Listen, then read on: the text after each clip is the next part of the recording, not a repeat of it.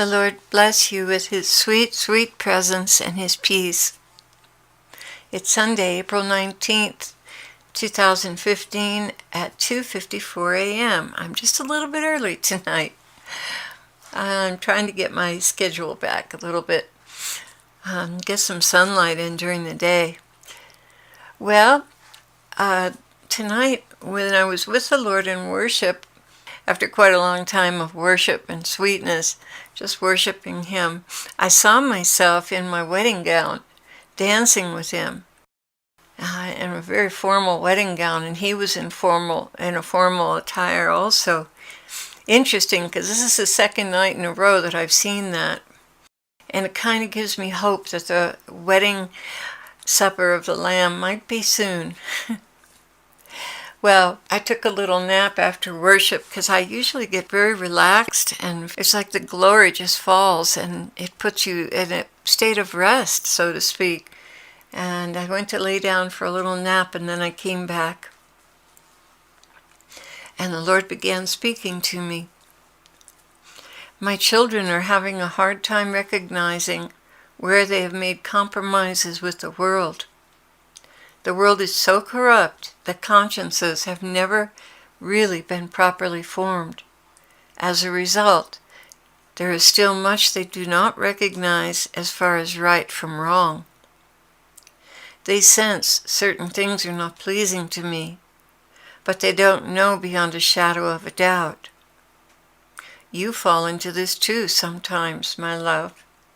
You see, my thinking is so radically different from the world's. It is difficult to justify it in the eyes of men. But I'm here to say, do your best. Do your best, and my Spirit will do the rest. There will not be time on this earth to expose all the things that bring me grief.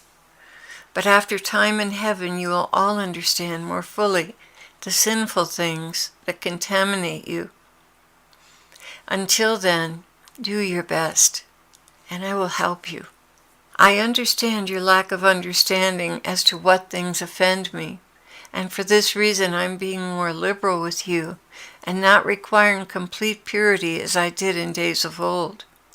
Yes, swimsuits still shame me.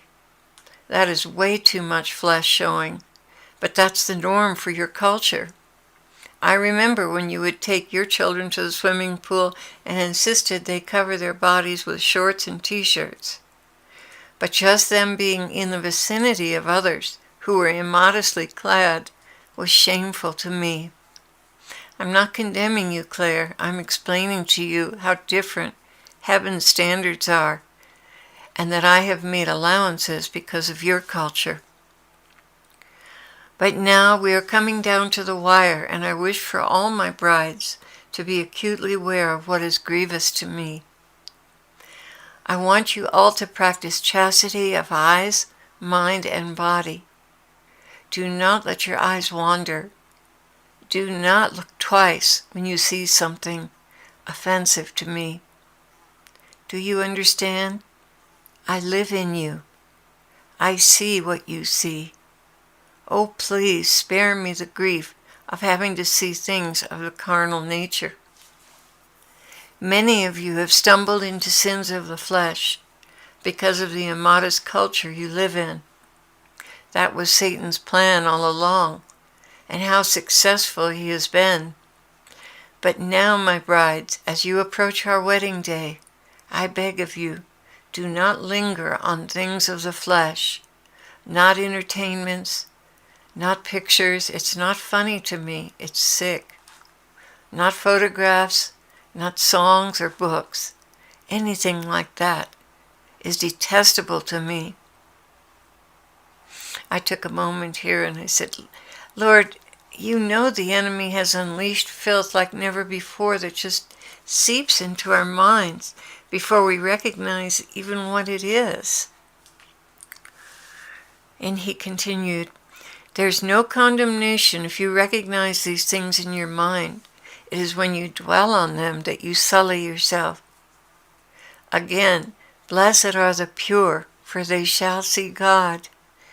This is an important aspect of communicating with me. I wish for you to push those assaults out of your mind and remain pure.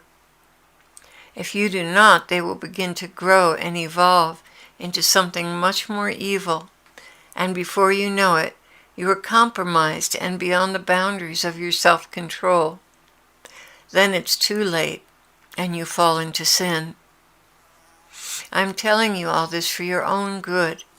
Please, any hint of immorality, impurity, licentious conduct, that is lacking moral restraint, and especially in sexual conduct, provocative clothing, shun these things like a leper. There is a price to pay for holiness, for closeness to me. You will receive more than your fair share of scorn and contempt from relatives when you refuse to watch certain things in the movies and TV. Turning your eyes away from filthy things brings an element of conviction to others around you, and they resent it. But you are bearing witness to God within you. You are rejecting moral impurity and setting a higher standard of behavior, which many will not go along with.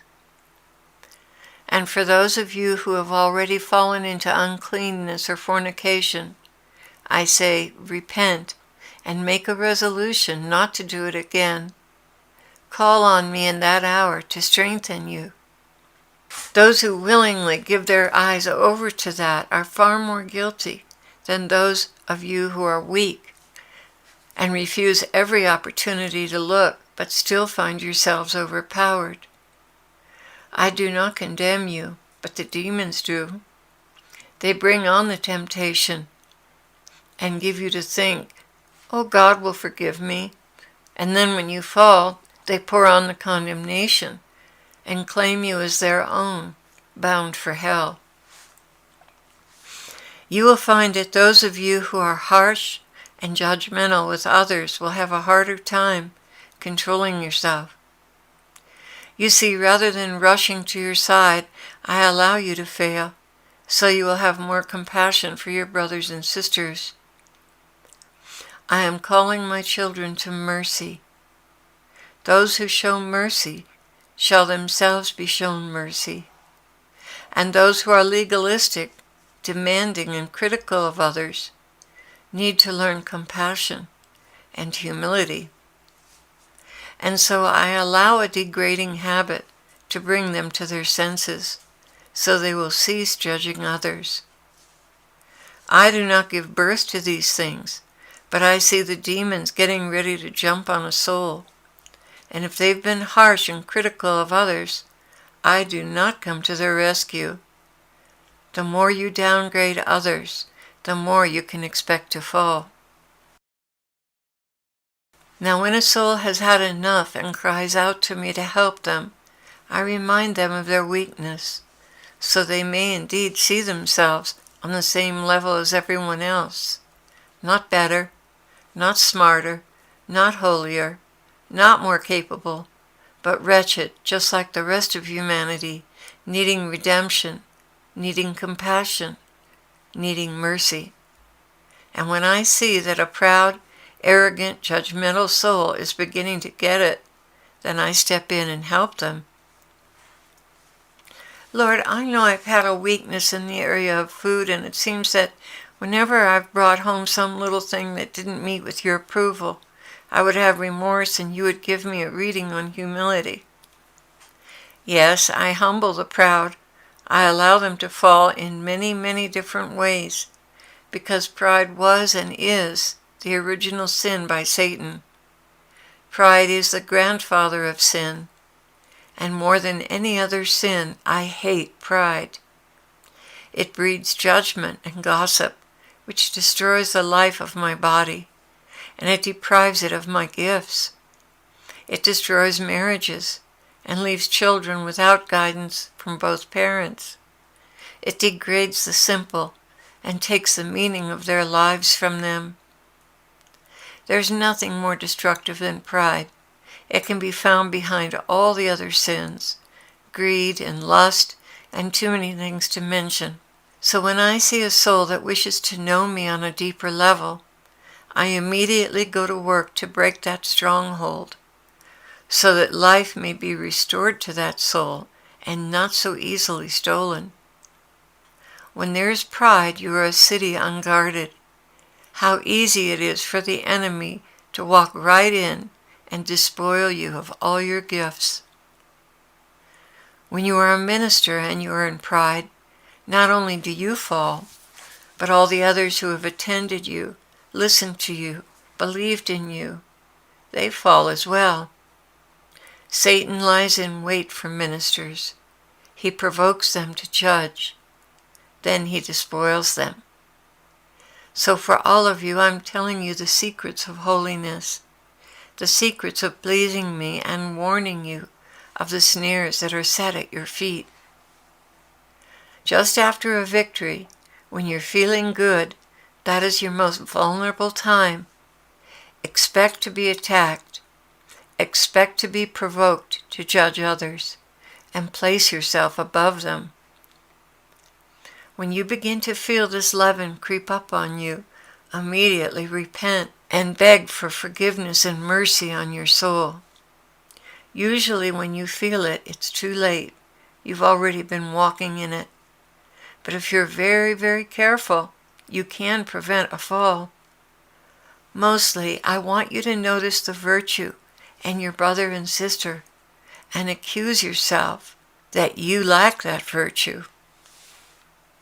I want you to downgrade and humble yourself so you are beneath others in your own eyes.